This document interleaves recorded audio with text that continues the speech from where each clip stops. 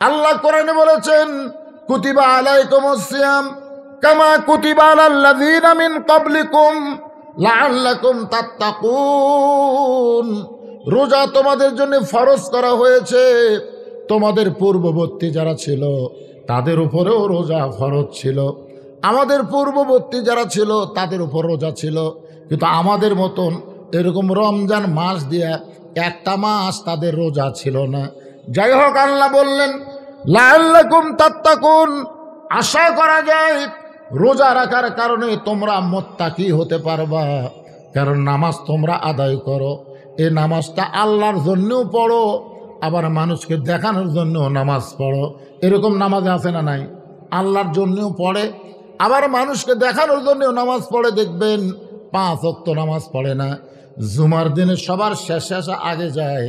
আল্লাহ বলেছেন ফাওয়াইলুল লিল মুসাল্লিন, এরা কিন্তু মুসল্লি না, এরা হলো মানুষকে দেখানো নামাজ আদায় করে। তার মানে বোঝা গেল আল্লাহর জন্যেও নামাজ পড়ে, আবার মানুষকে দেখানোর জন্যেও নামাজ পড়ে। তোমরা যারা যাকাত দাও, আল্লাহর জন্যে যাকাত দাও, আবার ফেসবুকে ভাইরাল করার জন্যে ভিডিও করে মানুষ অনেক সময় যাকাত দেয়। তার মানে কি বুঝলেন? আল্লাহর জন্যেও দেয়, মানুষকে দেখানোর জন্যও দেয়। তোমরা যারা হজ করো, আল্লাহর জন্য হজ করো, আবার আলহাজ না লিখলে তোমার মন খারাপ হয়। তার মানে বোঝা গেল নামাজ আল্লাহর জন্যে, মানুষকে দেখানোর জন্যে, হজ আল্লাহর জন্যে, মানুষকে দেখানোর জন্যে, যাকাত আল্লাহর জন্যে, মানুষকে দেখানোর জন্যে। কিন্তু তোমরা যখন রোজা রাখো, এই রোজা কেউ কোনোদিন কাউকে দেখানোর জন্য রাখে না। দেখানোর জন্য রোজা রাখলে মানুষের সামনে বলবে আমি রোজা আছি ভাই, রোজা আছি ভাই। যেমন আমরা ছোটোবেলায় বলতাম, যখন আমাকে 8 বছর 7 বছর মনে আছে, আমার বয়সে কে তুই রোজা আছো? তো কই না আমি আছি রে। কতক্ষণ যাক তাই কই আমি রোজা আছি 10টা পর্যন্ত। যে 11টা বাজে তখন মা কয় মা তৃষা লাগছে পানি খাবো। তুই না 10 জনের কলি রোজা আছি, সবাই শুনলো তো। আপনারা বলেন তো, আপনার যে রোজা রাখেন এটা কি মানুষকে দেখানোর জন্যে? আচ্ছা, মানুষকে দেখানোর রোজা আছেন, কিন্তু যখন গোসলখানাত গেলেন, দরজা বন্ধ করে দিলেন, আপনি ঠান্ডা পানি মাথার উপর ঢালতেছেন, ওই গোসলখানার মধ্যে আর কেউ নাই, আপনার মাথার উপর দিয়ে পানি এইরকম দেখেন চোখের উপর দিয়ে, নাকের উপর দিয়ে, মুখের উপর দিয়ে, বুকের উপর দিয়ে পড়তেছে। আপনি একটু হা করে খালি ওই পানিটা ভিতর দিকে নিবার পারেন, তাহলে আপনার কলিজা তৃষ্ণায় ছটফট করতেছে, কিন্তু আপনার ঈমান বলতেছে কেউ না দেখলে আমার আল্লাহ দেখতেছে। আল্লাহ বলে বান্দা 16 ঘন্টা রোজা রাখে, এইটা মানুষকে দেখানোর জন্য রাখে না, এটা কেবলমাত্র আমি আল্লাহকে খুশি করার জন্য রাখে। তাই বলেছেন যারা রোজা রাখবে তারা রোজার কারণে আল্লাহ তাদের মুত্তাকি বানায়া দিবে। রোজাই মানুষকে বিশ্বাস করায়, কেউ না দেখলেও। জোরে কান কে দেখে? কথা কন না কেন? কে দেখে? আল্লাহ দেখে। রোজাদারের জন্য 2টা পুরস্কার আছে। একটা পুরস্কার হলো সারাদিন রোজা রেখে যখন ইফতার সামনে নেবেন, ওই সময় দেখবেন একটা পুরস্কার, আপনার সামনে শরবত আছে, তরমুজ আছে, যাই হোক কিছু না থাকলেও তো মুড়ি মাখা আছে, আছে না নাই? 1 গিলাস ঠান্ডা পানি নাই, যেরকম আছে না নাই? আপনি বারবার ঘড়ি দেখতেছেন, ফেরেশতা কয় আল্লাহ কোল যা ছটফট করতেছে, মুখের সামনে খাওয়া আছে, ঘড়ি দেখে কে? আল্লাহ কয় তোরা কি বুঝবো রে, ওই ঘড়ি দেখতেছে আমার জন্যে। ধরে কেন সুবহানাল্লাহ। এই ইফতারের সময় আল্লাহ একটা পুরস্কার দেয়, যখন বান্দা ইফতার মুখে দেয় সঙ্গে সঙ্গে আল্লাহ তাআলা একটা গায়েবী শান্তি তার কলিজার মধ্যে দেয়। ধরে কোন কথা ঠিক না? আর একটা পুরস্কার হলো রায়হান নামক একটা দরজা আছে, শুধুমাত্র যারা রোজাদার আল্লাহ ওই দরজা দিয়ে তাদেরকে জান্নাতে ঢোকাবে। ওই দরজা দিয়ে ঢোকানোর সময় সালামুন আলাইকুম তিবতুম ফাদখুলুহা খালিদিন। ফেরেশতারা বলবে তোমাদের প্রতি আল্লাহর সালাম, এ দরজা দিয়ে তোমরা জান্নাতে যাও। একটা রোজাদারও জান্নাতে ঢুকবে না, একটা রোজাদারও জান্নাতে ঢুকবে না। ফেরেশতা বলে আল্লাহ তোমার বান্দাদেরকে এই রায়হান নামক দরজা দিয়া তুমি জান্নাতে ঢুকতে বলেছ, আমরা তোমার সালাম দিলাম, কিন্তু সবাই দরজায় দাঁড়িয়ে আছে। ফেরেশতারা বলে, এই দরজায় দাঁড়িয়ে আছো কেন? রোজাদার বান্দা বলবে, আল্লাহ আমাদেরকে ওয়াদা দিয়েছেন আমাদের সঙ্গে দেখা করবে, এই জান্নাতের দরজায় আল্লাহ দেখা না করা পর্যন্ত আমরা একটা রোজাদারও জান্নাতে ঢুকব না। আল্লাহ তখন আমরা যারা রোজাদার আমাদের সঙ্গে দেখা দিবে। ধরে কোন সুবহানাল্লাহ। রাসূল বলেছেন, কাঁধ যেমন তোমরা দেখো আল্লাহ ঠিক সেইভাবে তোমাদের সঙ্গে দেখা দিবেন। আমরা রোজা রাখবো তো ইনশা না কালো পর্দা দিয়ে ভিতরে কাম সারব কি?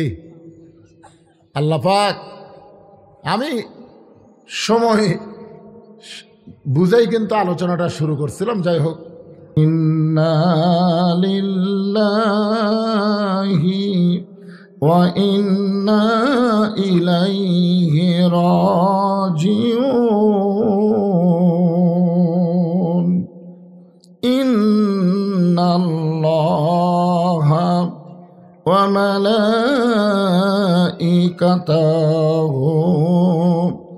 ইসাল্লুনা আলান নবী ইয়া আইয়ুহাল্লাযীনা আমানু সাল্লু আলাইহি ওয়া সাল্লিমু তাসলিমা।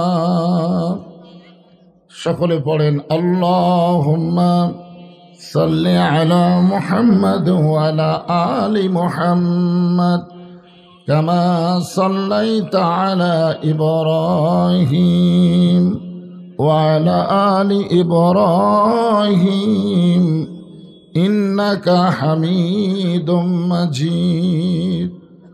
আল্লাহুম্মা বারিক আলা মুহাম্মাদ ওয়া আলা আলি মুহাম্মাদ كما باركت على إبراهيم وعلى آل إبراهيم إنك حميد مجيد لا إله إلا الله। মাইকালা কোটি মাইকালা এটা টানে না কেন? লা ইলাহা, সকলে মহব্বতে আল্লাহর জিকির করতে কোনো শরম নাই। আর যারা বসে আছেন সবাই তো চাইবে ছায়ার ভিতরে বসতে, এমনি তো রোদ, ঠিক না? তো এই ছায়ার ভিতরে সবাই বসতে চাইলে একটু জমে বসা লাগবে ভাই। যার সামনে ফাঁকা আছে ফাঁকা না রেখে জিকির করেন, আর আল্লাহর হস্তে একটু জমে জমে বসেন। লা ইলাহা ইল্লাল্লাহ।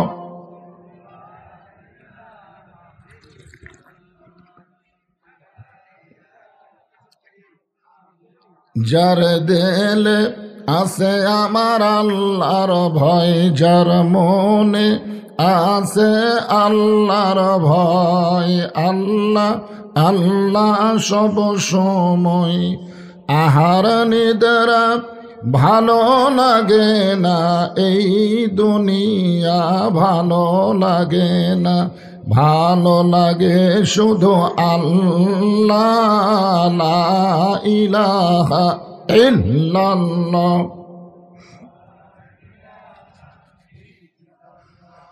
লা ইলাহা ইল্লাল্লাহ। সর্বপ্রথম এই পৃথিবীতে আল্লাহর পক্ষ থেকে বান্দা বান্দির জন্যে যে হুকুম, আল্লাহর হুকুম পালন করার নামই হলো ইবাদত। ইবাদত মানে কি? আল্লাহর হুকুম পালন করা, নবীর তরিকা মোতাবেক চলা, এরই নাম হলো ইবাদত। আমরা অনেকে মনে করি নামাজ রোজা হজ যাকাত এগুলোই শুধু ইবাদত। এই পৃথিবীতে সর্বপ্রথম বান্দা বান্দির জন্য আল্লাহ যে ইবাদত স্বরূপ আমাদেরকে দিয়েছেন, সেই ইবাদতের নাম হলো জিকির করা। কি করা? জিকির করা। কোরআনের কোনো জায়গায় আল্লাহ বলে নাই যে আমার নামাজ পড়ে আমি আল্লাহও তার নামাজ পড়ি। কোনো জায়গায় বলে নাই যে আমার রোজা করে আমি আল্লাহও তার রোজা করি। কিন্তু আল্লাহ কোরআনে বলেছেন যে আমার জিকির করে আমি আল্লাহও তার জিকির করি। তাহলে জিকির করার দাম কম না বেশি? কোরআনে আল্লাহ এরকম বলেছেন, ইয়া আইয়ুহাল্লাযীনা আমানু উযকুরুল্লাহা যিকরান কাসীরা। এই জিকিরটা বেশি বেশি করার কথা আল্লাহ বলেছেন। আল্লাহ বলে নাই যে বেশি বেশি যাকাত দাও, এ কথা বলে নাই, হিসাব করে যাকাত দেওয়া লাগবে। আল্লাহ বলে নাই যে বেশি বেশি হজ করো, সামর্থ্যবানদের জীবনে একবার হজ করলে হবে। আল্লাহ কখনো বলে নাই বেশি বেশি নামাজ পড়ো, ওয়াক্ত মতো নামাজ পড়লেই হবে, ঠিক কিনা বলে? কিন্তু জিকিরের কোনো ওয়াক্ত নাই।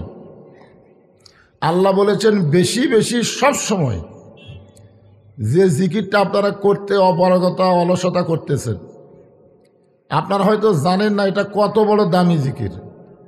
আল্লাহ রাসূল বলেছেন, কোনো ব্যক্তি সারা জীবন যদি পাপ করে আর মৃত্যুর সময় এই কলেমার জিকির করতে করতে যদি মারা যায়, শুধু কলেমার জিকির তার জবানে জারি থাকার কারণে আল্লাহ তার জীবনের সব গুনাহ মাফ করে দেয়।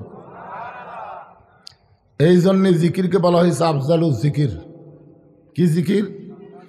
আফজালুজ জিকির লা ইলাহা ইল্লাল্লাহ। এই জিকির সবসময় আমাদের জবানে জারি থাক, আল্লাহ কবুল করুক, জোরে কোন আমিন। এই জন্য সকলেই মন থেকে জবান খুলে সমস্বরে বলি, লা ইলাহা ইল্লাল্লাহ, লা ইলাহা ইল্লাল্লাহ, লা ইলাহা ইল্লাল্লাহু মুহাম্মাদুর রাসূলুল্লাহ। কেউ কিছু বললেন না। যখনই মুহাম্মদ রাসূলুল্লাহর নাম উচ্চারণ হবে, যদি না বলেন মনে হচ্ছে যে আমি বললাম না, আমি নবীর নাম উচ্চারণ করব অথবা শুনবো, আমি এই সংক্ষিপ্ত সাল্লাল্লাহু আলাইহি সাল্লাম বলবো না, এইরকম যদি আপনি মনে করেন, আল্লাহ তাআলা দোয়া করতেছেন, এটা দোয়া না কর দোয়া, আপনার আগে শোনেন যে আমার নবীর নাম শোনার পরে কেউ যদি দরুদ না পড়ে সে ধ্বংস হয়ে যায়। আপনারা বলেন তো এটা কি দোয়া না গর দোয়া? দুইজন আমিন কইছেন, এই দোয়া আল্লাহ করেছেন, আমিন কইছে দুইজন। একজন হলেন জিবরাইল আর একজন হলেন আল্লাহর নবী। তো আল্লাহ যদি ধ্বংসের দোয়া করে আর নবী জিবরাইল যদি আমিন কয়, এই দোয়া কবুল হবে কত পার্সেন্ট? তো 100% যদি কবুল হয়, তাহলে নবীর নাম শোনার পরে আপনারা সাল্লাল্লাহু আলাইহি সাল্লাম বললেন না কেন? ধীরে বললে চলবে না তো। আপনি যদি জিকির করেন ধীরে ধীরে চলবে, কারণ জিকিরের মালিক হচ্ছে আল্লাহ। আল্লাহ আমাদের মনের খবর জানে কি জানে না? কিন্তু আপনারা যে দরুদ পড়লেন, এই দরুদের মালিক কিন্তু আল্লাহ না, দরুদের মালিক হচ্ছে মুহাম্মাদুর রাসূলুল্লাহ। এখানে একদল ফেরেশতা আছে, আপনি যখনই দরুদ পড়বেন ওই ফেরেশতাগুলো দরুদ শুনে সঙ্গে সঙ্গে আপনার নামে, আপনি কোন জায়গা থেকে দরুদ পড়তেছেন এই জায়গার নাম উল্লেখ করে রাসূলের রওজা মোবারকে পৌঁছায় দিবে। এই জন্য যখনই বলবো মুহাম্মদ রাসূলুল্লাহ, সঙ্গে সঙ্গে বলবো সাল্লাল্লাহু আলাইহি ওয়াসাল্লাম।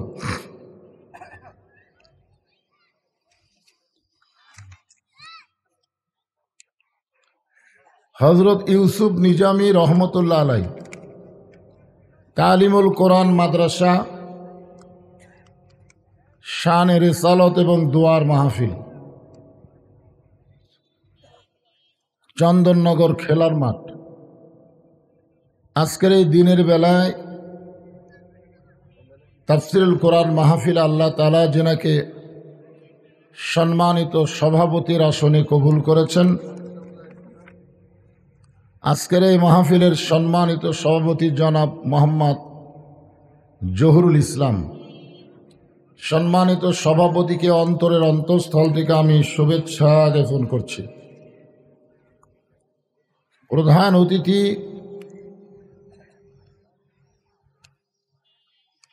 জনাব ইসমাইল হোসেন সরদার, আজকের এই মাহফিলের সম্মানিত বিশেষ অতিথিবৃন্দ, সকলকেই অন্তরের অন্তঃস্থল থেকে আমি শুভেচ্ছা জ্ঞাপন করছি। সম্মানিত ওলামায়ে কেরাম, আপনাদের মাঝে মাঝে যে সমস্ত আলেম ওলামা বসে আছেন, কঠিন গরমের ভিতরে আমার আগে যিনি আলোচনা করে আপনাদেরকে শোনালেন, আলেম ওলামা সহ আজকের মাহফিলের বক্তাগণকে অন্তরের অন্তঃস্থল থেকে আমি শুভেচ্ছা জ্ঞাপন করছি।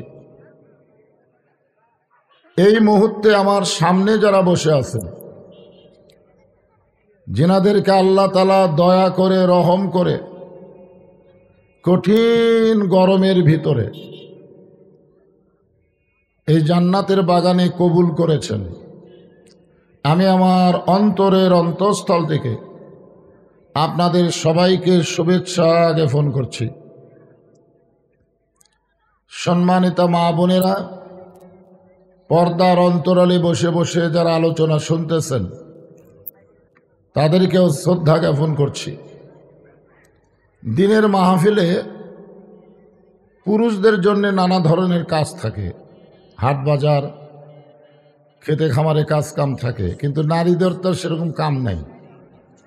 এজন্য রাতের মাহফিলের চাইতে দিনের মাহফিলে মেয়েদের উপস্থিতি বেশি হয়, ঠিক না বলেন? আমার সম্মানিতা মা বোনেরা, পর্দার অন্তরালে বসে বসে যারা আলোচনা শুনতেছেন, তাদেরকে শ্রদ্ধা জ্ঞাপন করে এই মুহূর্তে জানতে চাচ্ছি আপনারা সকলে কেমন আছেন?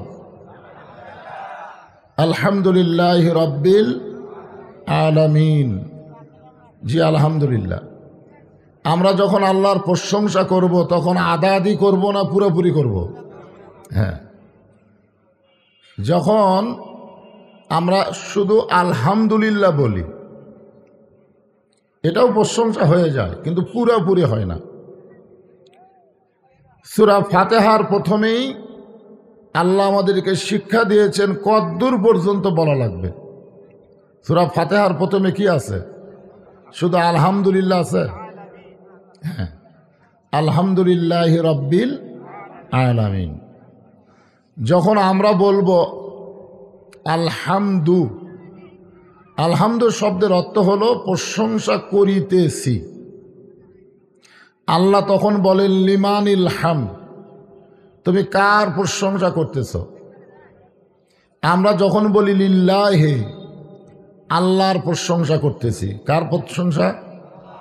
আল্লাহ তখন বলে মানিল্লাহ, কোন আল্লাহ? এখন আপনারা বলেন আল্লাহ কয়জন? তাহলে আল্লাহ এ কথা কেন বলতেছেন যে মানিল্লাহ, কোন আল্লাহর? কারণ আল্লাহ জানে বাংলাদেশের মুসলমানেরা এক আল্লাহ মানে না। এরা অনেক সময় বলে আল্লাহও লাগে হিল্লাও লাগে, জোরে কোন কথা ঠিক কিনা? বাংলাদেশের মুসলমান বর্তমানে আল্লাহর দিকে খেয়াল করে কথা বলে না। কথা বলার সময় আগে চারিদিকে খেয়াল করে যে পরিবেশ ঠিক আছে কিনা। আমরা বক্তারা ওয়াজ করবার গেলে চারিদিকে খেয়াল করি যে পুলিশ আছে কিনা, র্যাব আছে কিনা, বর্তমান সরকারের কোনো ক্যাডার বাহিনী আছে কিনা। যদি এইগুলো সব থাকে তখন আর হক কথা থাকে না, তখন তেল তেলা ওয়াজ হয়, জোরে কোন কথা ঠিক কিনা? তখন তেল তেলা স্লিপ মার্কা ওয়াজ। তো এই জন্যে আল্লাহ আমাদের বাংলাদেশের মুসলমানের ইমান নিয়ে খুব চিন্তাত আছে যে এরা রব্বানা আতিনা ফিদ দুনিয়া হাসানা না হাসিনা, একটু চিন্তাত আছে, বুঝলেন না? আপনারা কি দোয়া করেন, হাসানা কন না হাসিনা কন? ও হাসানাই কন। তা আমি চিন্তা করলাম আল্লাহ এ কথা কেন বলে যে মানিল্লাহ, তোমরা কোন আল্লাহর প্রশংসা করতেছ? এটা বলার পিছনে কারণ হলো আমরা এখনো বাংলার মুসলমান পুরাপুরি আল্লাহকে বিশ্বাস করতে পারিনি। আমরা অনেক সময় বলি আল্লাহও লাগে হিল্লাও লাগে, লাগে কে লাগে না? অনেকে বলে ওষুধ না দিলে আবাদ হবে, এত সুন্দর আমির মুকুল বাড়াছে, ওষুধ না দিলে আমার দেবে না। বলি কি বলি না? অনেক সময় বলি চাকরি না হলে চলবো কেমনে। আমরা অনেক সময় বলি আবাদ না হলে খাবো কি। বলি কি বলি না? ব্যবসা না হলে আমি বাঁচবো না। এখন আপনাদের কাছে আমার প্রশ্ন হলো খাওয়ানোর মালিককে? চলানোর মালিককে, বাঁচানোর মালিককে। যদি আল্লাহ হয় তাহলে আমরা এগুলো কেন বলি? এই জন্যে আমরা যখন বলি লিল্লাহে, আল্লাহ বলেন মানিল্লাহ, কোন আল্লাহর, সঙ্গে সঙ্গে আমরা বলবো রব্বিল আলামিন। এমন একজন আল্লাহর প্রশংসা করি যিনি হলেন গোটা বিশ্ব জগতের প্রতিপালক, গোটা বিশ্ব জগতের প্রতিপালনকারী। এজন্য কবরের মধ্যে যখন যাবেন কখনো মুনকির নাকির বলবে না তোমার আল্লাহকে, এ কথা বলবে না। বলবে বলবে কি মান রব্বুকা, তোমার রবকে। আপনারা বলেন তো রব মানে কি, আল্লাহ মানে কি? এই তাহলে তো একই হয়ে গেল না। আল্লাহ শব্দের অর্থ নেই, কিন্তু রব শব্দের অর্থ আছে। আল্লাহ একটা পরিপূরক নাম, জোরে কান সুবহানাল্লাহ। যে আল্লাহকে আপনারা যত দিক দিয়ে ভাগ করেন আল্লাহ ভাগ হবে না।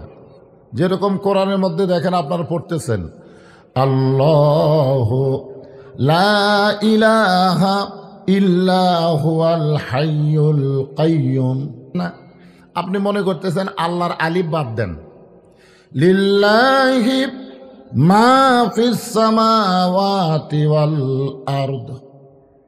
আপনার বলেন তো লিল্লার মধ্যে আল্লাহ আছে না নাই? আচ্ছা, লিল্লার আর একটা লাম বাদ দেন, লাহুল মুলকু ওয়া লাহুল হামদ। আপনার বলেন তো লাহুর মধ্যে আল্লাহ আছে না নাই? আছে না নাই? আবার আর একটা লাম বাদ দেন, হুয়াল্লাহুল্লাযী লা ইলাহা ইল্লাহু। আপনারা বলেন তো হুর মধ্যে আল্লাহ আছে না নাই? কথা কয় না, আছে না নাই?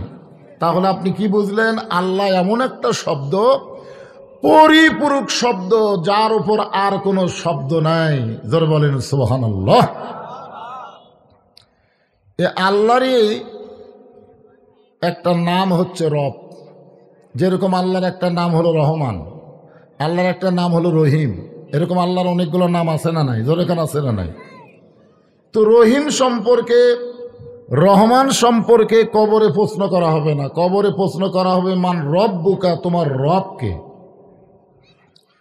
আবার রুহের জগতে যখন আমরা ছিলাম, আমরা এই দুনিয়াতে আসার আগে কিন্তু আর একটা জগতে ছিলাম, বিশ্বাস করেন? মনে আছে নাই? আপনারা বলেন তো আমরা যে রুহের জগতে ছিলাম এটা কি মনে আছে? মনে নাই, কিন্তু বিশ্বাস, সুবহানাল্লাহ, বিশ্বাস করলেই হবে। আমরা বর্তমানে একটা জগতে আছি, এটা বিশ্বাস করেন। আমরা কোথায় আছি? দুনিয়ায়। জোরে বলেন কোথায়? আচ্ছা, এই জগৎ থেকে যে আমরা আর একটা জগতে যাব, এটা মানেন? সবাই বলতেছেন না। প্রত্যেকটা মানুষ যদি বিশ্বাস করত যে এই জগৎ থেকে আর একটা জগতে আমাদের যাওয়া লাগবে, তাহলে আমাদের চাল চরিত্র এরকম ব্যাসাইজ হতো না, একটা সাইজ হতো, সাইজ। কিন্তু আমরা তো সাইজ নাই, ব্যাসাইজ। শোনেন, ওই রুহের জগতে আল্লাহ প্রশ্ন করেছিলেন আলাস্তু বি রব্বিকুম, আমি কি তোমাদের রব নই? তখন আমরা সরাসরি বলেছিলাম আপনি আমাদের রব। সুবহানাল্লাহ। আবার কবরের জগতে যাওয়ার পরে একই প্রশ্ন হবে, তোমাদের রবকে। তাহলে এক জায়গাতে আমরা আল্লাহকে স্বীকার করে আসলাম, আবার দুনিয়াতে এসে আমরা আল্লাহকে ভুলে গেলাম না, ঠিক থাকলাম। এইটার উপরে আবার কবরে গিয়ে ওই প্রশ্ন করা হবে, যেটা প্রশ্নের উত্তর দিয়েছিল রুহের জগতে সেটা ঠিক আছে কিনা। কিন্তু কবরে যাওয়ার পরে যখন মুনকির নাকির প্রশ্ন করবে মান রব্বুক, আমরা কি সবাই উত্তর দিতে পারবো? কি মনে হয়? পারবেন না? সাহস পাচ্ছে না। পারা যাবে? হ্যাঁ। হঠাৎ শ্বশুর আইছে জামাইয়ের বাড়িতে, তো জামাইয়ের বাপ এখন জামাইকে, ছেলেকে ডাক দিয়ে বলতেছে, বাবা তোমার শ্বশুর তো হঠাৎ আইছে, কয়ে বলে আসে নাই। তো সাতরা বাজার থেকে 1 কেজি মিষ্টি নিয়ে আসো। টাকা দিছে 200। 1 কেজি মিষ্টি নিয়ে আসো। ছেলেটা যাচ্ছে আর চিন্তা করতেছে মিষ্টির দামও 200, বাবা হাত টাকা দিলেও 200, 10টা টাকা বেশি দিল না। এই নিয়ত করতেছে আর যাচ্ছে যে মিষ্টির দাম কত, বাবা টাকা দিছে কত, 200, 10টা টাকাও বেশি দিল না। যাওয়ার সময় দেখে রাস্তার 3 মাথায় কি জানা হচ্ছে, কতগুলো লোক ভিড় করে আছে। ওখানে গিয়ে ছেলে দেখতেছে যাকে বাবা মিষ্টি কিনতে দিয়েছে, ও দেখতেছে একটা ডাবু খেলা হচ্ছে। ডাবু খেলা বোঝেন? এরকম চঙ্গার মধ্যে ঢুকে ঢুকে ঢক ঢক ঢক ঢক ঢক করে ছেড়ে দেয়। কেউ 10 ধরলে 20 পায়, 20 ধরলে 40 পায়, 40 ধরলে 80 পায়। ও এখন চিন্তা করে আমার বাপ তো আমাকে 200 টাকা দিচ্ছে, আমি যদি 200 ধরি তাহলে 400 পাবো। 200 টাকার মিষ্টি কিনবো আর 200 টাকার ফুর্তি মারবো। এর নিয়ত করে যেই ধরছে এরকম ঘট ঘট করে ঢালার পরে বলতেছে not guilty. Ball not guilty কি কয় নাই?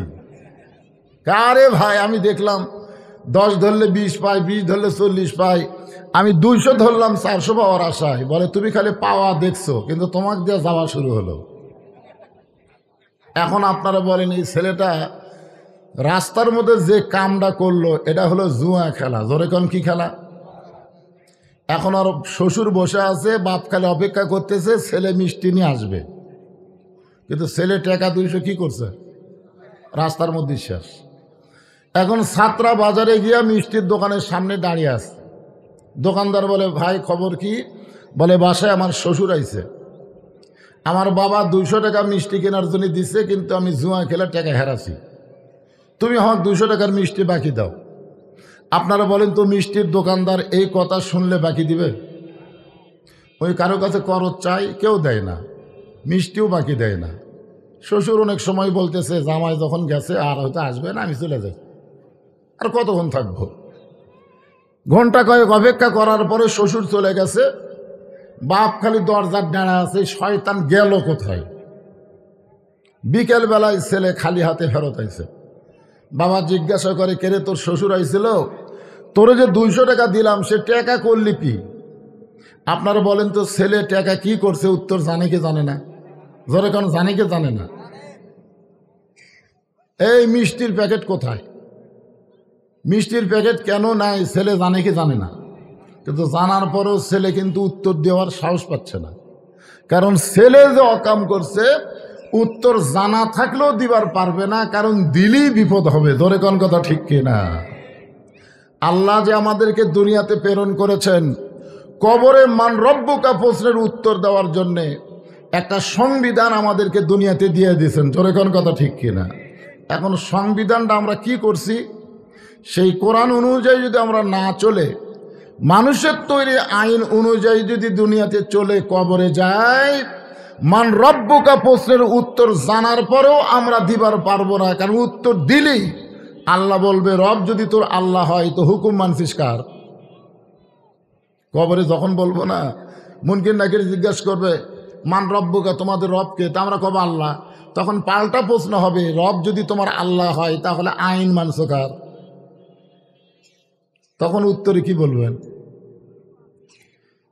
আল্লাহর আইন আমরা মানতেছি না মানুষের আইন মানতেছি? কথা কয় না। তো মানুষের তৈরি করা আইন মেনে দুনিয়া থেকে কবরে যাবেন আর মান রব্বুকা প্রশ্নের উত্তর দিবার পারবেন, এটা মামা বাড়ির কথা না। এজন্য আমরা যখন আল্লাহর প্রশংসা করব আদা আদি না করে পুরোপুরি করব। যে আল্লাহ শারীরিক সুস্থতা সহকারে মানসিক প্রশান্তি লাভের জন্য আজকের জান্নাতের বাগানে কবুল করেছেন, আমরা দিনের বেলা কষ্ট করে হলেও জান্নাতের বাগানে যারা বসে আছি, আপনারা কি খুশি না বেজার? তাহলে জবান খুলে সমস্বরে সকলে বলবো রব্বানা লাকাল হামদ হামদান কাসীরান তয়্যিবান মুবারাকান ফিহি। আমরা প্রশংসা করলাম কার? কেন করলাম? আমি প্রায় মাহফিলে এই জিনিসটা আপনাকে বুঝাতে চাই। কতকগুলো ওয়াজ আছে মৌলিক। নামাজের ভিতরে আপনি যে কোনো সূরা পড়তে পারেন, কিন্তু সূরা ফাতিহা আপনাকে পড়তে হবে, ঠিক কিনা বলেন? পড়া লাগবে না? আপনারা বলেন তো, সূরা ফাতিহা বাদ দিয়া কেউ যদি নামাজ পড়ে তার নামাজ হবে? কেন হবে না? রাসূল বলেছেন, লা সালাতা ইল্লা বি ফাতিহাতিল কিতাব, নামাজ হবে না যতক্ষণ পর্যন্ত তোমার নামাজে সূরা ফাতিহা না থাকবে। তো ওয়াজের কতগুলো মৌলিক বিষয়ের মধ্যে একটা বিষয় হলো, আমরা যে আল্লাহর প্রশংসা করতেছি এমনি এমনি করতেছি, আমাদের লাভ না লস? কি লাভ? বক্তার প্রশংসা করেন, আপনাদের কোনোই লাভ হবে না, বক্তার দাওয়াত বেড়ে যাবে। নেতার প্রশংসা করেন, আপনাদের কোনো লাভ হবে না, নেতা ভোটে জয়লাভ করবে। ডাক্তারের প্রশংসা করেন, আপনাদের কোনো লাভ হবে না, ডাক্তারের রোগী বেড়ে যাবে। আর বান্দা যখন আল্লাহর প্রশংসা করে তখন আল্লাহর কোনোই লাভ হবে না, বরং যেই বান্দা প্রশংসা করে আল্লাহ তার প্রতি এত খুশি হয়, আসমান জমিনের ফাঁকা জায়গাটা আল্লাহ নেকি দিয়ে পরিপূর্ণ করে দেয়। এই যে সুবহানাল্লাহ করলেন, দেখছেন আপনারা কত বড় চালাক। আলহামদুলিল্লাহ বলতে বলতে আবার সুবহানাল্লাহ করছেন।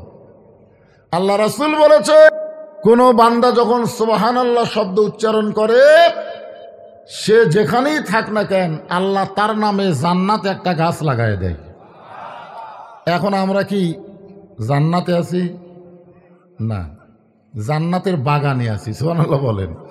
এই যে সামিয়ানার তলে এই জায়গাটা বলা হয় রিয়াজুল জান্নাহ, বেহেশতের টুকরা।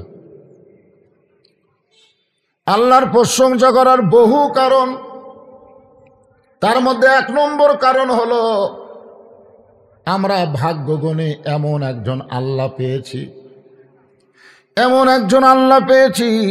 আর এই আল্লাহ পাওয়ার জন্য আল্লাহ দয়া করে আমাদেরকে মুসলমানের ঘরে কবুল করেছে। সুবহানাল্লাহ কন। হ্যাঁ, আপনাদের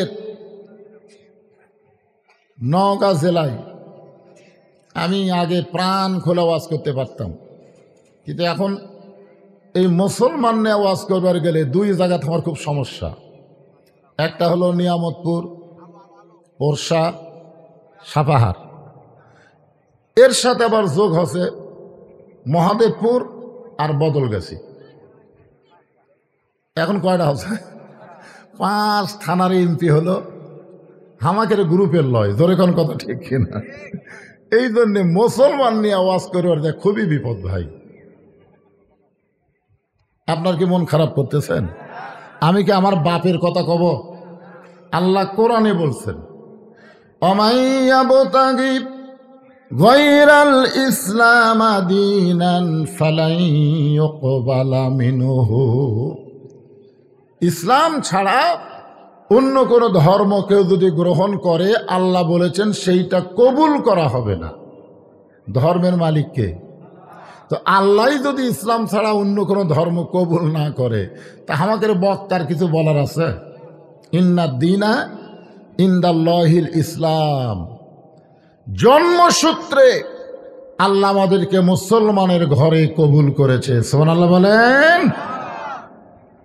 আমরা কত বড় ভাগ্যবান যে খালি মুসলমানের ঘরে জন্ম নেই নাই, ভাগ্য গুণে আল্লাহ আমাদেরকে বিশ্ব নবীর উম্মত হিসাবে কবুল করেছেন।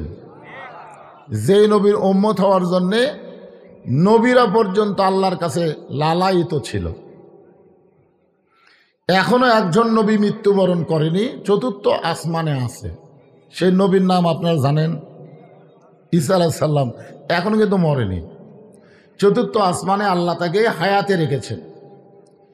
ওনাকে আল্লাহ যখন দুনিয়া থেকে 4র্থ আসমানে নিয়ে যান, তখন ঈসা আলাইহিস সালাম বললেন, আল্লাহ দুনিয়াতে মানুষ যায় মরার জন্যে, তো আমার যে মৃত্যু হলো না। এখানে একটা কথা আমাদের জন্য খুবই শিক্ষণীয়, সেটা হলো দুনিয়াতে মানুষ যায় কিসের জন্যে? বাঁচার জন্যে না মরার জন্যে? সবাই জোরে বলতেছেন না। তার মানে মনে হয় আপনার মরবেন না। যে বিল্ডিং বাড়ি বানাচ্ছেন, 3 তলা 4 তলা 5 তলা বিল্ডিং ঘাড় কাত করে দেখা লাগে, সেই বাড়ি ছাড়ে আপনারা মরবেন? মরার কথা যারা ভুলে যায় তাদের দ্বারাই দুনিয়ার বাড়ি বড় বড় বিল্ডিং হয়, ধরে কোন কথা ঠিক কি না?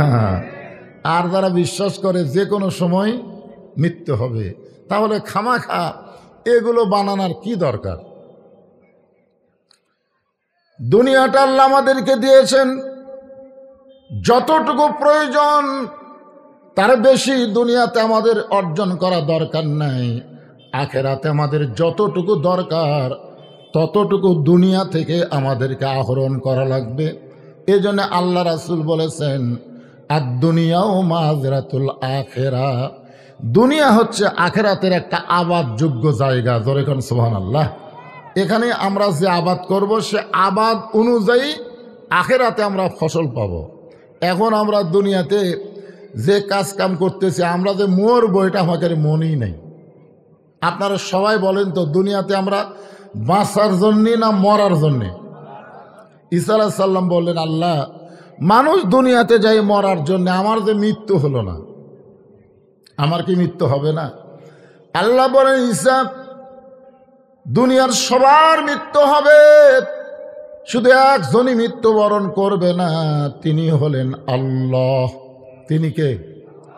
আল্লাহ সূরা রহমানের মধ্যে বলেছেন, কুল্লু মান আলাইহা ফানিউ ওয়া ইয়াবকা ওয়াজহু রাব্বিকা যুল জালালি ওয়াল ইকরাম। আল্লাহু আকবার। শুধু একজনই মরবে না, তিনি কে? এমন কি যে আজরাইল আমাদের জান কবজ করে, ওই আজরাইলেরও কিন্তু মৃত্যু হবে। এক সময় আল্লাহ বলবেন, আজরাইল, মৃত্যু থেকে আর কেউ বাকি আছে? আজরাইল বলতেছে, আল্লাহ আর কেউ নাই। আল্লাহ বলে, ভালো করে দেখতো আর কেউ আছে? না না, আমি খুঁজিয়া খেজা দেখছি আর কেউ নাই। আল্লাহ বলতেছে, আছে রে, ভালো করে দেখেন। না, আল্লাহ আর তো কেউ নাই। আল্লাহ বলে, তুই? যেই কইছে তুই, তখন আজরাইল কয়, আল্লাহ আমাকেও যে মরা লাগবে, এই কথা আগে জানলে আমি কারো জান কবজ করতাম না। এখন আল্লাহ বলে, মর। আজরাইল বলতেছে, আমার জান কবজ করেন। আল্লাহ কয়, আমি তো কবজের পার্টি না, কবজের পার্টি হলো তুই, তোর জান তুই কবজ কর। ওই সময় আজরাইল যে একটা চিৎকার মারবে ভাইজান, আসলে জাআত সাকারাতুল মাউত হক, মৃত্যুর চাইতে সত্য কিছু নাই। জোরে কোন কথা ঠিক কিনা? আমরা সবাই মারা যাব, এর ওপর কোনো সত্য কথা নেই। অথচ আমাদের চাল চলন, কথাবার্তা, হিসাব নিকাশে মনে হচ্ছে না যে আমরা মরব। এখনকার ছেলে পেলে যেভাবে চলতেছে, R15 হুন্ডালিয়া, হাই রে হাই, মোটর সাইকেল কোনো ঢপই নাই। কালকে একটা দেখলাম ট্যাঙ্কি দুলের মতন উঁচে, তারপরে দোপা, তারপরে সিট আবার উঁচে। এটা কি রে, হেলিকপ্টার নাকি রে মা? ওরা যখন চলে খালি মোটর সাইকেল এরকম এরকম করে, মনে করে যে আর মরবি না। প্রত্যেক ধাপে ধাপে আমাদের হায়াত কমে যাচ্ছে, আমরা কবরের দিকে অগ্রসর হচ্ছি। ধরে কোন কথা ঠিক কিনা? খালি একটা বিশ্বাস খেয়াল করেন, তাহলে আমার দ্বারা আপনার দ্বারা কোনো অন্যায় অপকর্ম হতে পারে না। একটু মনোযোগ দিয়ে শুনবেন। ঈসা বলে, আল্লাহ তাহলে আমার মৃত্যু কি চতুর্থ আসমানে হবে? আল্লাহ বলেন, ঈসা তোমাকে আবার দুনিয়াতে প্রেরণ করব। ঈসা বলতেছেন, আল্লাহ আবার কবে নবী করে দুনিয়াতে প্রেরণ করবেন? আল্লাহ বলে, নবী করে নয়, বিশ্ব নবীর উম্মত করে তোমাকে প্রেরণ করা হবে। মানে আমাদের নবীর উম্মত করে আল্লাহ আবার দুনিয়াতে পাঠাবে। এ কথা শোনার সাথে সাথে ঈসা আলাইহিস সালাম 4 রাকাত নামাজ আদায় করেছে। ধরে এখন সুবহানাল্লাহ। আপনারা বলেন তো, নামাজ মানুষ কখন পড়ে? আল্লাহ কয়, কেরে ঈসা নামাজ পড়ার কারণ কি? বলে, আল্লাহ আমাকে নবী করে দুনিয়াতে পাঠাইছিলেন, আমি তত খুশি হইনি, বিশ্ব নবীর উম্মত করে পাঠাবেন এইটা শোনার পরে তার চাইতে কোটি কোটি গুণ খুশি। ধরে কোন সুবহানাল্লাহ। তাহলে আমরা সেই নবীর উম্মত, যেই নবী জান্নাতে ঢুকবে না যতক্ষণ পর্যন্ত আল্লাহ আমাদেরকে জান্নাত না দিবে। আমাদের কোন টেনশন আছে? কথা কন না কেন? টেনশন আছে? কোনো টেনশন নেই। আছেন আমার মুক্তার, আছেন আমার ব্যারিস্টার, সেই বিচারের হাইকোর্টেতে তিনি আমায় করবেন পার, আমি পাপী রাসূল জাবিনদার। এমন একজন নবী পাইলাম যেই নবী ঘোষণা করেছে, দুনিয়াতে তোমরা যতই পাপ করো, মরার সময় যদি ঈমান নিয়ে কবরে আসতে পারো, আমি রাসূল ওয়াদা দিলাম তোমার হাত ধরে জাবিন করে জান্নাতে পৌঁছায় দেব। কত বড় সৌভাগ্যবান যে তোমরা যতই পাপ করো কোনো সমস্যা নাই, কিন্তু মরার সময় ঈমান লিয়া মরা লাগবে। এখন আপনারা বলেন, বর্তমানে বাংলাদেশের মুসলমান নামক যারা মরতেছে, এরা কি ঈমানের সাথে মরবার পারতেছে? আপনাদের কি মনে হয়? আমি যতটুকু কোরআন হাদিস গবেষণা করে বুঝতেছি, ঈমান নিয়ে মরা খুবই কঠিন। কারণ বাপ নামাজ পড়ে, বেটা নামাজ পড়ে না, দাদা নামাজ পড়ে, নাতি নামাজ পড়ে না। এখন দাদা মনে করতেছে আমি তো 5 ওয়াক্ত নামাজ পড়ি, বাপ মনে করে আমি তো 5 ওয়াক্ত নামাজ পড়ি, আমি জান্নাতে যাব। আপনারা কি মনে করতেছেন? তাই আল্লাহ বলেছেন, কো আনফুসাকুম ওয়া আহলিকুম নার, জাহান্নামের আগুন থেকে যদি বাঁচতে চাও তো একলা বাঁচলে হবে না, সবাইকে নিয়ে বাঁচা লাগবে। জোরে কোন কথা ঠিক কিনা? আজকে আমাদের মতন হুজুররাও বড় বিপদে আছে যে আমরা হুজুররা আমল করা জান্নাতে যাব। আল্লাহ কয় অত সোজা না। তুমি কেমন হুজুর? পৃথিবীর সবচাইতে বড় হুজুর পিটন খাইছে। জোরে কোন কথা ঠিক কিনা? মা আয়েশা রাদিয়াল্লাহু যখন আল্লাহর নবীকে গোসল করাই দিচ্ছেন, এক সময় গোসল করাতে গিয়ে দেখে নবীর চেহারা চাঁদের মতন, কিন্তু শরীরের মধ্যে কালো কালো দাগ। মা আয়েশা বললেন, ইয়া রাসূলুল্লাহ, চাঁদের মতন চেহারা, চাঁদের মতো বললে ভুল হবে, চাঁদের চাইতেও সুন্দর আপনার চেহারা হুজুর, কিন্তু গায়ের জামা খুললে আপনার গোটা দেহ এত কালো কালো দাগ। আপনার কি কোনোদিন বসন্ত ব্যারাম হয়েছিল? আল্লাহর নবী ছোট বাচ্চার মতন কান্না শুরু করে দিলেন। আয়েশা বলে, হুজুর আপনার কান্দার কারণ? রাসূল বলে, আয়েশা রে, এটা কোনো বসন্তের দাগ না, এটা হলো কাফের বেঈমানদের কাছে কলেমার দাওয়াতের দাগ। তো আয়েশা বলে, হুজুর আপনি যে দোয়া করেন আল্লাহ সে দোয়াই শোনে, তা আপনি একটু দোয়া করেন আল্লাহ যেন আপনার দেহের এই কালো দাগগুলো ফর্সা করে দেয়। আল্লাহ রাসূল বলে, আয়েশা তুমি তো জানো না, আমি যখন মেরাজে গেছিলাম তখন আল্লাহ বলেছিল যে তায়েফের ওই পাথরের দাগগুলো আমি সব মুছে দেব। আমি বলেছিলাম না, এই দাগের বিনিময়ে আমার গুনাহগার উম্মতকে আমি জান্নাতে নিয়ে যাব। জোরে কান সুবহানাল্লাহ। তাই সব বলতে যে হুজুর আপনি যদি আঘাতের দাগের বিনিময়ে আপনার উম্মতগুলোকে জান্নাতে নিবার চান, তাহলে সেই উম্মতের শরীরে দাগ থাকার দরকার আছে না নাই? তখন আল্লাহ রাসূল বললেন, আমার দ্বীনের উপর, আমার তরিকার উপরে হক পথে যারা চলবে, বাতিলের দ্বারা তারা আঘাত প্রাপ্ত হবেই হবেই। আজকে আপনি তেলতেলা ইসলাম মনে করতেছেন, আমার মতন শান্তির কেউ নাই। আমার কোনোদিন পুলিশও খোঁজে না, আমি সারাদিন ঘুরে বেড়াই, সারা রাত ঘুম পাড়ি, 5 ওয়াক্ত নামাজ পড়ি। বুঝলেন? আল্লাহ রাসূল ফজরের নামাজের পরে সাহাবীর দিকে মুখ ঘুরাই, রাসূল তাকায় দেখে এক সাহাবীর চোখ রক্তের মতন লাল। আল্লাহ রাসূল বললেন, আমাদের সকলের চোখ সাদা, আর তোমার চোখ এরকম লাল কেন?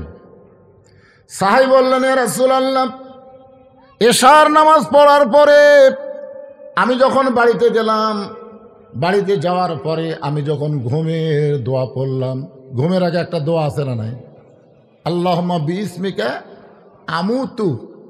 এই আমুতু বলার সঙ্গে সঙ্গে আমার মৃত্যুকে এত ভয় হলো, হুজুর আর আমি ঘুমাতে পারলাম না। আমি ঘুম না পেরে কোরআন শরীফ তেলাওয়াত শুরু করলাম।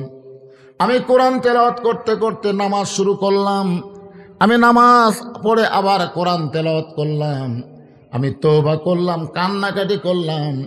এরকম করতে করতে আমার সারা রাত চলে গেছে, আমি ঘুমাইতে পারি নাই। অতিরিক্ত কান্না করার কারণে হয়তো আমার চোখ দুইটা রক্তের মতন লাল হয়ে গেছে। এ কথা সারা রাত কি পারেনি, কথা কয় না কেন? ঘুম পারেনি, কোরআন পড়ছে, জিকির আজকার করছে, তওবা তাসির করছে, নামাজ পড়ছে, কান্নাকাটি করার কারণে চোখ দুইটা হয়তো রক্তের মতন লাল হয়ে গেছে। এত সুন্দর কথা শোনার পরে রাসূল বললেন নাউজুবিল্লাহ, নাউজুবিল্লাহ। সাহাবারা বললেন হুজুর, যে লোকটা সারা রাত নামাজ পড়লো, কোরআন পড়লো, কান্নাকাটি করলো, এটা শোনার পরে আপনি সুবহানাল্লাহ না বলে নাউজুবিল্লাহ বলার কারণ কি? আল্লাহ রাসূল বললেন, এই নতুন ইসলামই পালো কোথায়? এটা তো আমার ইসলাম না। আল্লাহ কোরআনে বলেছে, মা আতাকুমুর রাসূলু ফাখুযুহু ওয়া মা নাহাকুম আনহু ফান্তাহু। কোরআনে আছে না নাই? জোরে কেন আছে না নাই? আমার রাসূল যেটা করেছেন সেটা করা লাগবে। তো আমি নবী এশা নামাজ পড়ে যায় আমার বউ বুকের মধ্যে লিয়ে ঘুম পাড়ি, আমি নবী বউ বুকত লিয়ে ঘুম পাড়ি, এই শালা কি করলো? কথা কন না কেন? এর বউ নাই?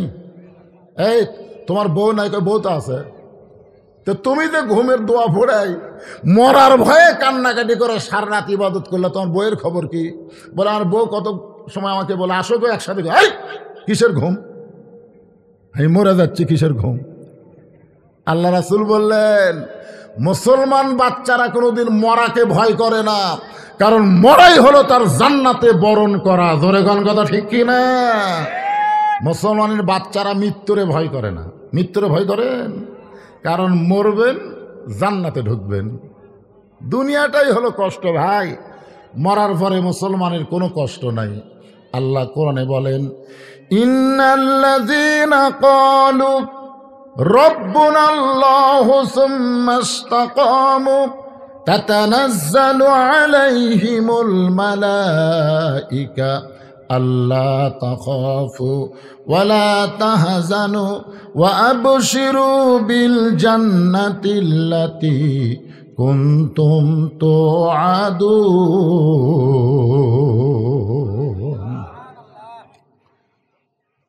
এখানে কি বলা হচ্ছে? নিশ্চয় যারা আল্লাহকে রব বলে স্বীকার করে এর প্রতি অটল থাকবে। অটল বোঝেন? চারিদিকে তাকান যাবি না, এরকম তাকান যাবি না। কোন দিকে? শুধু আল্লাহর খেয়াল বাদ দিয়ে অন্য কারো খেয়াল যদি আপনি অন্তরের মধ্যে নিয়ে আসেন, তাহলে মরার সময় ঈমান নিয়ে মরা খুবই কঠিন হবে। কথাটা মনোযোগ দিয়ে শুনবেন। আপনার কি বিরক্ত হচ্ছেন? দেখেন আল্লাহ কি বলতেছেন। নিশ্চয় যারা আল্লাহকে রব বলে স্বীকার করবে, ক্বালু রাব্বুনাল্লাহ, রব বলে স্বীকার করে ইস্তেকাম, এর প্রতি অটল থাকবে। আল্লাহর প্রতি যারা অটল থাকতে যাবে তাদের উপর নানা রকম বিপদ আপদ মুসিবত আসবে। কার কথা? জোরে কান, কার কথা? কেউ যদি বলে আমার কোনো বিপদ নাই, আমি সারাদিন ঘুরে বেড়াই, সারা রাত ঘুম পাড়ি, আমার কোনো টেনশন নাই, তাহলে বোঝা গেল সে আল্লাহকে রব বলে স্বীকার করে নাই।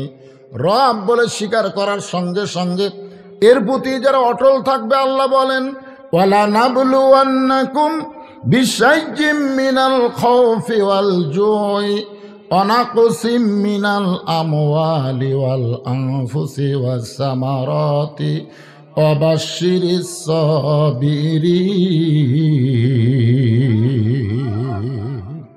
বিপদ আপদ মুসিবত আছে না নাই? হ্যাঁ, একটু মনোযোগ দিয়ে শুনবেন।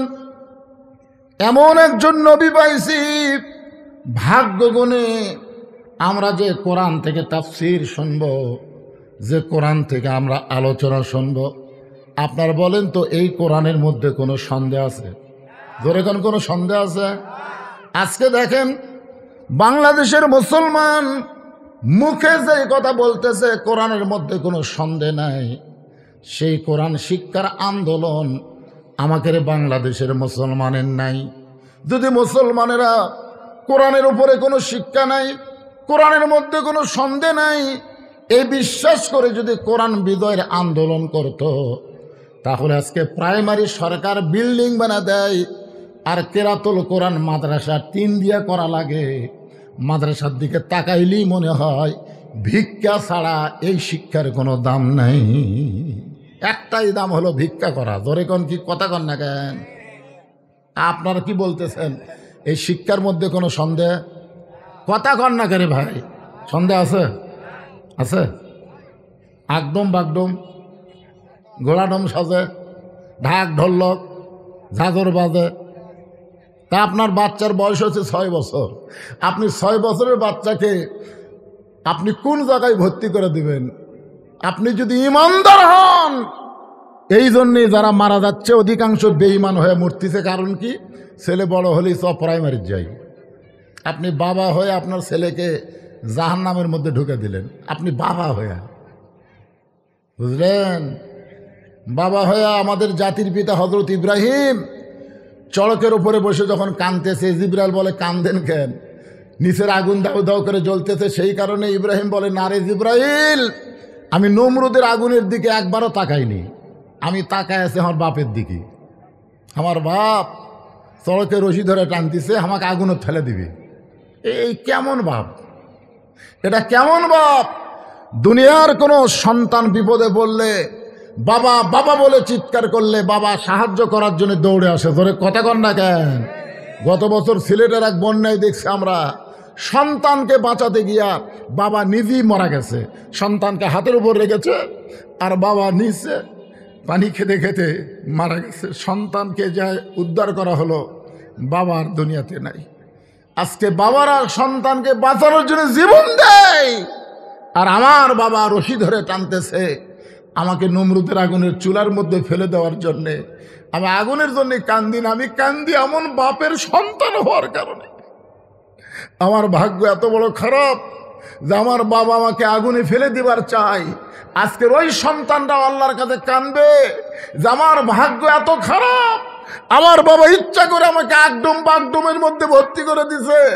আমি ছোট ছিলাম, বেগুনা মাসুম ছিলাম, আমি বুঝতে পারি নাই। আমার বাবা ইচ্ছা করলে আমাকে কোরআনের মাদ্রাসায় দিবার পারত, কিন্তু আমার বাবা মাদ্রাসায় না দিয়া মিথ্যা শিক্ষার মধ্যে ভর্তি করে দিছে। আমি আর ছাড়লেও আমার বাপকে ছাড়বো না। ধরে কোন কথা ঠিক কিনা? আজকে শুধু মুখে বললে হবে না যে কোরআনের মধ্যে সন্দেহ নাই, তো বেটা একদমের মধ্যে পাঠান কেন? আজকে মুসলমান যদি বিশ্বাস করত কোরআন হলো সর্বশ্রেষ্ঠ শিক্ষা, যেই শিক্ষা মানুষের সবকিছু পরিবর্তন করে দেয়, তাহলে বাংলাদেশের কোনো প্রাইমারি টিকতো না, সব প্রাইমারি মাদ্রাসা হয়ে যেত। জোরে কোন কথা কন না কেন ভাইজান? লাগে এ মাদ্রাসার জন্য হালখাতা করা লাগে, দাওয়াত করে গরু খিলান লাগে। হ্যাঁ, কি কষ্টে আছি আমরা। সত্যি করে অন্তর থেকে বলেন, এ কোরআনের মধ্যে কোনো সন্দেহ জোরে কোন আছে? সন্দেহ নাই? কারা কারা বলতেছেন সন্দেহ নাই? 2 হাত তোলেন তো দেখে। লিল্লাহে তাকবীর, হাত নামান। কোরআনের মধ্যে যদি সন্দেহ না থাকে, তাহলে কোরআনের যে মাদ্রাসা আসার সময় দেখলাম মাদ্রাসা করছে না, এটা শ্যালোর ঘর বানাচ্ছে, বোঝার বুদ্ধি নাই। আমাকে এলাকায় ওই শ্যালো পানি সেচে না, ওই পানি সেচার ঘর এরকম টিন দেওয়া নাই। তা আমি দেখলাম সেরকম একটা ঘর বানাচ্ছে। যারা হাত তুললেন, আপনারা কি পারবেন এই টিনের ঘর ভাঙ্গা এ জায়গায় একটা বিল্ডিং বানাতে? যারা বিশ্বাস করেন সারা জীবনের সঞ্চয় বাড়ি গাড়ি কিছুই আপনার সঙ্গে হবে না, এই কোরআনের মাদ্রাসা নবীর ঘর আপনাকে জান্নাতে পৌঁছায় দিবে। জোরে কোন কথা ঠিক কিনা ভাইজান? যারা হাত তুলেছেন সবার কাছে আমার দাবি, একটা করে কোরআনের দাম এই মাদ্রাসায় দেন। বিশ্বাস করে আগামী বছর আমরা দেখব টিনের ঘর আর থাকবে না, ইনশাআল্লাহ টিনের ঘর থাকবে না। একটা কোরআন দিবার পারবেন না এই মাদ্রাসায়, মাত্র 500 টাকা দাম। আপনি 500 টাকা দিবেন, একটা কোরআন দেওয়ার সওয়াব আল্লাহ আপনাকে দান করে দিবে। বাপ মা কবরের কাছে দেন। এই নবীর এতিম ঘরকে আমরা সরকারি অনুদান চাই না, আমরা আল্লাহওয়ালারা আমরা এই মাদ্রাসাকে গড়াবার চাই। বাংলাদেশের কোরআনী শিক্ষাই চলতেছে আপনাদের মতো মানুষের দ্বারা।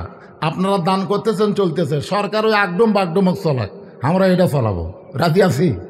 এরে টিনের ঘর কেন? দেখলি মানুষ কবি কিরে প্রাইমারি এইরকম, আর এটা কিরে দেখলি তো কবি এটা ফকিরি শিক্ষা রে। আপনারা বলতেছেন যার মধ্যে সন্দেহ নাই, একটা লোকও 500 টাকা দেওয়ার পারলেন না। 500 টাকা দেওয়া মানে একটা ছোট মানুষকে আগে এলো রে, এই চেয়ারে এমনভাবে আমি তো হাতও পাবো না। আপনি ধরে ধরে নেবেন, একটু টানালেন, তো একটু টানালেন, সামনেলেন। হ্যাঁ আসেন ভাই আসেন, মাদ্রাসা বিল্ডিং করা লাগবে রে, নবীর ঘর, নবীর ঘর, কোরআনের শিক্ষা হবে। এমন একজন মহান ব্যক্তির নাম দেওয়া হয়েছে ইউসুফ নিজামী রহমতুল্লাহ আলাইহি। উনি আমার ওস্তাদ, উনি একজন আল্লাহর খাস ওলি ছিলেন, যাকে দাতা হাতেম তাই বলা হতো। তার কাছে কেউ দাঁড়ালে পকেট থেকে কি দিবে গুনে দেখতো না। সেই মহান ব্যক্তির নামে মাদ্রাসা। এই মাদ্রাসা এখানে বিল্ডিং হবে, ইট দিয়ে মাদ্রাসা হবে, টিনের সার্ভি চলবে। একটা বৈশাখের ঝড় উঠলে একটা টিন থাকবি, উড়ে দিয়ে খুঁটিয়ে যাবি। আমরা কি চাই কোরআনের শিক্ষালয়ে উড়ে যাক? আপনার চান? তো এই জন্য আসেন আসেন আল্লাহর বান্দারা, মাশাআল্লাহ। আর একজন কোরআন শরীফ বাবদ 500 টাকা দান করেছে। আল্লাহ দানকে কবুল করেন, আল্লাহ নেক নিয়ত নেকাশা পড়া করেন। আমার মায়েরা যারা পর্দার অন্তর আছেন, আপনারা ভাবতেছেন হুজুর আমাদেরকে কোনো ওয়াজ আজকে করবেন না। আল্লাহ যদি চায়, আমাকে যদি আল্লাহ হায়াতে রাখে, সুস্থ রাখে, আর কোনোবার এখানে দিনে দাওয়াত দেব না। আমি কয়েকদিন আগে দিনে ওয়াজ করলাম ওই চাপায় বোলাহাট, আমের বাগানের তলে মাহফিল, মনে হচ্ছে জান্নাতের মধ্যে ওয়াজ হচ্ছে। আর আজকে এখানে আয়সা দেখি ভাই একটা গাছ তো দূরের কথা, পলেস্টার কাপড় খেলে আগুন হয়ে গেছে। আমি আয়সা জোহরের আগে যাচ্ছি, আমি নিয়ত করছিলাম 2টার সময় উঠে তাই নিয়ে 4:30 পর্যন্ত ওয়াজ করবো, 2.5 ঘন্টা। কিন্তু এই মাহফিলের চিত্র দেখে মনেই হচ্ছে না যে ওখানে যা বসা দেবি। তো নিয়ত করছি আল্লাহ যদি হায়াতে রাখে, আগামীতে রাতের বেলা একটা তারিখ দেওয়া হবে এখানে, রাত্রে ওয়াজ ছাড়া এখানে দিনে হবে না, গাছগাছলি কিছু নাই। এই ফাঁকা ফিল্ডে এইরকম করলে মাঘ মাসে করা লাগবে, নাই পৌষ মাসে করা লাগবে। জোরে কোন কথা ঠিক কিনা? গতবার আর একবার আসছিলাম, সেবার কইছিল আরো চৈত্র মাসে, এবার তাও ফাল্গুনে, কিন্তু চৈতের চাইতে বেশি গরম। আল্লাহ ভালো জানে, ফাঁকা জায়গা। এবারে টাকা দেন না কেন বাজান? এই ভিতরে গামছা নিয়ে যাও তো, 10 টাকা 20 টাকা 50 100 টাকা। আমার মায়েরা যারা পর্দার অন্তর্জি, আলোচনা তো করতেছি, আলোচনা দিয়েই তো টেবিল ভর্তিছি এমনি। মানে গামছার 10-20 টাকা লিবার চাচ্ছে না। আমার মায়েরা যারা পর্দার অন্তর আছেন, মা ফাতেমার দিকে তাকায় আল্লাহ রাসূল বললেন, ফাতেমা চোখের নিচে কালিমা কালো দাগ পড়ে গেছে। ফাতেমা বলতেছে, বাবা এমন একজনের সঙ্গে আমাকে বিয়ে দিয়েছেন, এত অভাবের ভিতরে আমার জীবন পালন করা খুব কঠিন হয়ে গেছে। আল্লাহ রাসূল বলেন, ফাতেমা তুমি যদি জান্নাতে যাবার চাও, তাহলে আল্লাহ পাক এই দুনিয়াতে তোমাকে কষ্ট দিবে।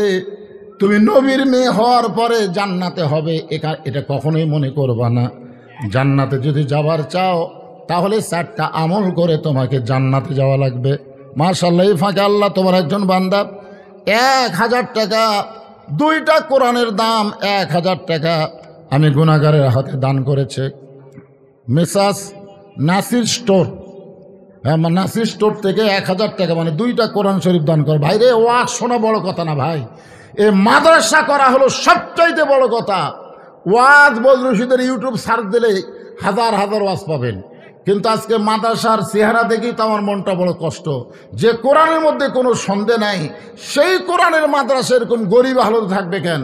আপনারা বলেন হুজুর মাদ্রাসা যখন ইট দিয়ে হবে, বিল্ডিং হবে, আমি 1 বস্তা 2 বস্তা করে সিমেন্ট দেব, একটু আল্লাহর রাস্তে বলেন একটা কোরআন শরীফ দেন না কেন? পকেটে টাকা থাকলে দিয়ে দেন আল্লাহর রাস্তে। বাকি তো হচ্ছে না, এটি লগত ও টাকা আনেনি। এইরকম যারা টাকা আনেনি তারা হয়তো আগামীকাল দেবে, সেটা ভিন্ন কথা। কিন্তু কোরআন শরীফ এখানে যেটা বিক্রি হবে নগদ, যাদের পকেটে টাকা আছে 500 টাকা দাবি করতেছি, না দিলে দেন না, ওই টাকা ডাক্তার খাবে। 500 খাবি না, 5000 খাবি। একটা ভালো মানুষ যাতে যাতে পড়ে যায় না, ধরে কারণ চাইতে যায় না। আজকে 500 টাকা দেন, আর সদকা তো তার উদ্দুল বালা, দান সদকা করলে আল্লাহ বালা মুসিবত দূর করে দেয়। অনেক বালা আছে, সামনে বৈশাখ মাসে ঈদ ধান লাগাচ্ছেন আর মসুদ তাও মারতেছেন। এই ধান যখন পাকবি তখন কি মাস, ওই সময় গেলে একটা ঝড়িয়ে হবি, সব কাত হয়ে পড়ে দেবি। আর আজকে আপনারা দান করেন, সমস্ত বালা মুসিবতের হাত থেকে আল্লাহ আপনাদের আবাদকে হেফাজত করবে। ভাই দেন না আল্লাহর একটা কোরআন শরীফ নবীর মাদ্রাসায় দেন। 1000, 2000, 5000 টাকা দেওয়ার মতো লোক এখানে আছে। এখানে প্রধান অতিথির কাছে আমি টাকা চাবো না, সে নিজের ইচ্ছাই দিবে, সভাপতি সাহেব নিজের ইচ্ছাই দিবে। অতিথি যারা আছে তারা নিজের ইচ্ছাই দিবে, তাদের কাছে আমার চাওয়ার দরকার নাই, তারা নিজ ইচ্ছাই দিবে। আমার মায়েদের জন্যে 5টা মিনিট ওয়াজ যদি না করি, মায়েরা যাবে আর বলবে এত মেয়ের আমরা গেলাম, হুজুর আমাদের কোনো ওয়াজ করলো না। মায়েদের একটাই মাত্র ওয়াজ হলো পর্দা। ও মা, আপনি নামাজ পড়েন, রোজা করেন, আপনি যা করেন করেন, কিন্তু পর্দা যদি আপনার না থাকে, আপনি একটা ইবাদত আল্লাহর দরবারে কবুল করাতে পারবেন না। মেয়েদের ইবাদত কবুল করার শর্তই হলো পর্দার ভিতরে থাকতে হবে, বেপর্দা হয়ে চলবে না। আপনারা কি এই যে গামছার টাকাটাও দেবেন না?